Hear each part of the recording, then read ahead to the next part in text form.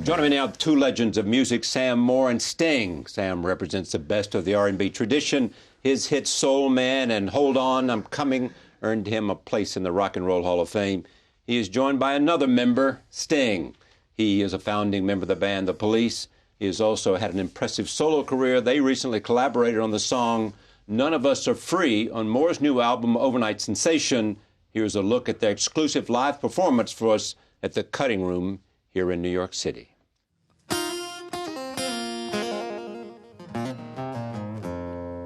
better listen, my brother. If you do, you can hear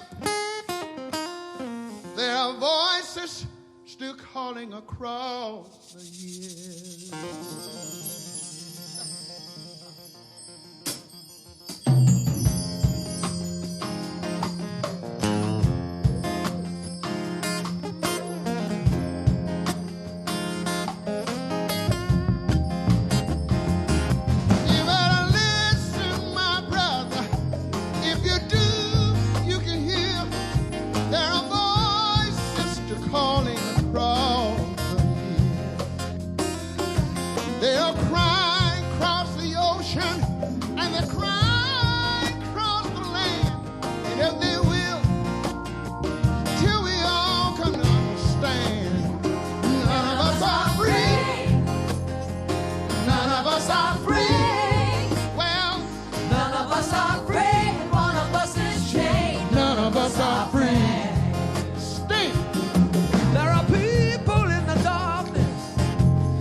Just can't see the light, but don't say it's wrong unless it's alright. We gotta feel for each other, let our brothers know we're here. We gotta get a message and send it out loud and clear. None of us are free. None of us are free. None of us are free. Sting has also released a new album. It is called Songs from the Labyrinth. It is a collection of songs from 16th century play on the lute. You'll see more of Sting and Sam's performance from these albums at the end of this program. I am pleased to have both of them here at this table. Welcome. It's good to see you. Thank you. And so you hear he's wanting to do something like this, and you put your name in the hat, or well, you not know, quite? It's a conundrum. How do young English guys learn to sing with passion and soul? You know, we did it by sitting at the feet of people like Sam here and Otis, and so when you get the chance to be in the same room with these guys and actually sing songs with them, then it's a huge privilege. So you don't think twice. You just do it. Do you believe that, I mean, young English musicians way back when, even before you, had a higher appreciation for rhythm and blues and than even American artists? I think so. What happened during the war is American servicemen came over and they brought, you know, absolutely this music over to England, and it became part of us. And what was it about it, Sting? You know, just passion, basically. Passion and it's soul, that and way of singing, and just with emotion. They didn't have you didn't put a name to it. It was just whether it was blues, jazz, or whatever. It was just, and that's so impressive to me, you know, because when I first, went to England, Otis Redding had been there before anyone, Ike and Tina Turner had been there, the Motown people had been there. So when they said, well, Sam and Dave and, the Stax Reunion, I said, oh, God, we're not going to be accepting like that, because we don't have anything other than what we're doing. But when we got there, it made our whole, Europe actually made Sam and Dave. Europe made Sam and Dave. You're constantly learning as a musician. You're constantly experimenting, clearly. Absolutely. I will always be a student of music until the day I die. It's great to learn something new. You recognize that you can never get to the end of music. It's an endless journey. Absolutely. And you have to be a child in music. Have a sense of awe and wonder and modesty, basically. And build on those who've come before you. Absolutely. Yeah. None of Us Are Free. Did you choose that, or did you choose that? No, I didn't choose. My wife was in Europe with at the time with Billy Preston. Yeah, who's also Yeah, he's on there. And they were out shopping, and she came upon the song. And when she got back got back home, she put the song on, and I was listening to it. Billy and I was sitting there listening to it, and everybody. And then when we got into the studio, I was talking to Randy, which would turn out to be the producer, and we said, "Who can just do that? None of us afraid of that, that thing." And the first thing jumped into my wife's mind was Sting, and I said, "So Randy? how did you accomplish it, knowing you wanted to do that?" And he comes to mind, and you know the song. Mm-hmm. You record in the studio, or he goes and records in the studio, and they bring it to you, and then you figure out how to. No, we had sent. I think Randy had sent you the file, hadn't he? At first, I learned the song. We did it together. Yeah, we did it together. We weren't separate. Yeah. No, not all of them are done together, are they? No. Yeah. I think Sting, Paul Rogers, Johnny Bon Jovi. It was in the studio, and Travis Tritt and Winona was in the studio with me. Was it hard for you to sort of move beyond Sam and Dave? Just because you were so identified together? Unfortunate, yeah. Because, once that thing is around your neck, it's coming in, as they put it, one. Yeah. It's hard. They'll say, well, who wants to really hear you without Dave? You came in here together. Yeah, it was kind of rough. Yeah. Was it the same for you and the Police? A little bit. I think, all musicians strive to evolve. And it's difficult to evolve if you're a monster with three heads. Yeah, right, absolutely. Whereas if you're just one person, it's easier to you have the freedom to choose your repertoire and to evolve as you feel it. Yeah. Bands have less freedom. Was it risky? Absolutely, it was risky. I mean, when I left the Police, we were the biggest band in the world. It made no logical sense whatever. My instinct said, this is the path you should follow. Your instinct? My instinct tends to be correct, but I can't explain it to you logically why I feel that. It just does. And did people tell you you're crazy? Absolutely. Because it's the biggest band in the world. My accountant would tell me, you're crazy. It's the biggest band in the world. Stay on the gravy train. Don't get off. Right. And yet it gave me I persevered, and it gave me a freedom which I have now to do this kind of thing. Okay, that's where I'm coming to this. But it's also this. I mean, going back to the lute in 16th century. That's a risk too. I mean, it is indeed. Was it the same thing? What I want to do? Yes. It's exactly what I want to do. And why is this what you want to do? Maybe I'm just ornery. Stubborn. We've established that. I want to learn something. I want to be challenged in whatever I do. And I want it to be increasingly difficult because that's how I evolve. That's how I progress. And it spoke to you in some way? It certainly speaks to me. It was songs written 400 years ago by a man called John Dowland. Yeah.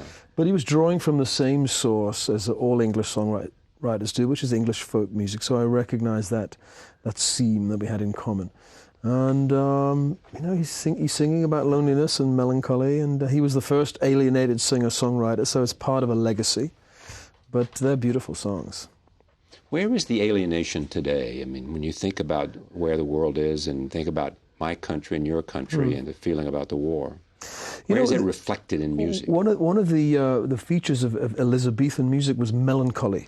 And people confuse melancholy with depression. Depression is almost a modern disease. It's a clinical disease, very serious disease. Melancholy is a useful human emotion, which you get from reflecting on the world, self-reflecting. And you see the sad beauty of the world and accept and surrender to it. We need more reflection in every aspect of our behavior with each other and the planet. We need to be more reflective. Who's had the most influence on you?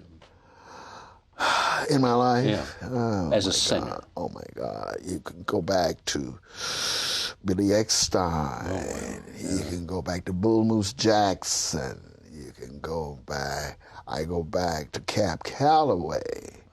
Wow. God. Jackie Wilson. Believe it or not. Ray Charles. I'm fortunate to have been known around. Everybody. Yeah. Been a part and of all learn of it. In those days, you learn your craft by watching these people, how to carry yourself, how to set the next song up, how not to run your mouth so much. In an age of instant exposure, is it harder to do that, have time to learn your craft?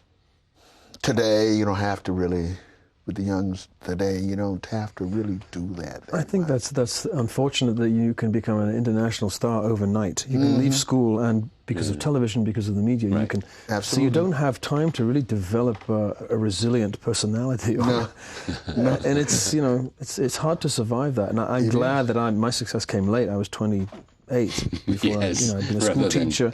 So I had some sort of grounding in real life. And then it all happened. So I don't envy people who have success too young. How did you know John Dowling? I'd known about it for many years. Almost 20 years these songs have been haunting me. People would keep suggesting that I sing these songs, and I could never work out why, because I'm a pop singer, I'm a rock singer. These songs are art songs from 400 years ago, and yet people persistently said, you should try and sing these Dowland songs. 2 years ago, I met a wonderful lutenist called Edin Karamasov. He's from Sarajevo, in Bosnia. And we talked about Dowland, and it came up, and I thought, I'm going to get to the bottom of this. He came to my house, and we started to look at the songs, and I learned them. It became a labor of love and curiosity, not a record. But after a year of just experimenting, we thought, we have something different here. These songs are normally sung by operatic tenors, very serious singers. I don't sing that way, but at the end of the day, we had something that hadn't been done before. These songs are very intimate the way we do them. They're not museum pieces on a pedestal. They're very, very intimate and close and sensual. And I think that's why the record's been such a success. It's not Sensual. inaccessible classical music. It's very accessible. On its level of sensuality and what? Why has it been so successful? Why has this record been so successful? I think the idea of melancholy and sad beauty is something that in every generation we like that. The songs in the minor key are always it's a challenge. The sweetest ones. Yeah, it's a challenge. You can identify. This is what Sting said on CBS. I would equate music for me as a kind of combination of two things. It's my mistress. It's also my religion. It's my spiritual link to creation. I don't belong to a church, but I'm very devout in a way. So that's my religion and my spiritual path. I mean, that's all about passion, right? That's true. Absolutely. I concur. Absolutely. And it better be that way too. You better approach it that way. When I walk on there, that's the way it is, Everything else is blocked out. I know that's my spirituality. I know that is. I know that's my heart. And I'm going to give you that. I'm going to give you that, because you deserve that from me. He gave me the gift to share, and that's the way I look upon it. You see it that way? You were given a gift? Yes. And it's up to me how I use it. Then you owe that to someone else. Yes, I do. Yes, sir. If you're not gonna do it, you better find a day job. Do you feel the same way? Absolutely. I feel at best when I'm performing, I'm beyond my own ego. I'm just channeling something that's already written somewhere else. I don't know where, but it feels that way, and it feels honest, and it feels clean that way. Yes. It's just coming through you when you're at your best. Yes. Yes. And how often do you feel like you're at your best? Most of the time? Yeah, I would say that. I respect what I do. I keep myself in the right state of mind to do it. I never take it for granted. I'm always a little nervous before I perform. I have respect for the job we do. Yes. Yeah. What's extraordinary in listening to both of you is that, one, it is sort of what music has always been. It's transcended oceans. It's transcended race. It transcends age. It transcends all experiences as a common denominator, reflecting passion and authenticity and talent and creation. Thank you very much. Thank you. Sam Moore, Overnight Sensational, also Sting, songs from The Labyrinth, music by John Dowland, performed by Sting and Edin Karamasov. Thank you. Pleasure. I love you, Guy. I love you. I love you too, Sam. Yeah. We conclude this evening with an exclusive performance by Sting and Sam Moore at the Cutting Room here in New York City. You can view more performances from their set on our website. Thank you for joining us. See you next time.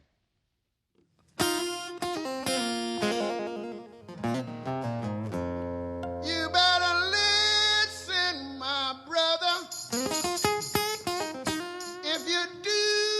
can hear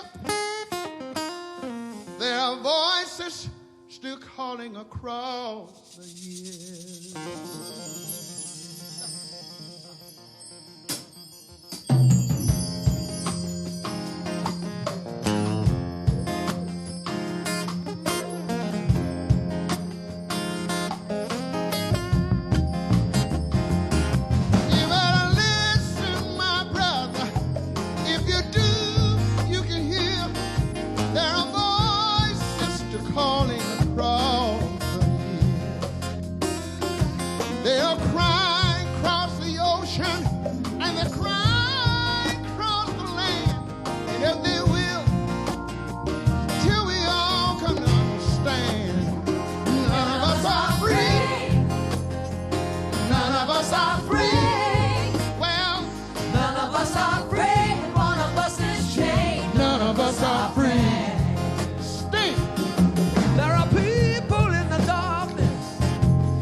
Just can't see the light.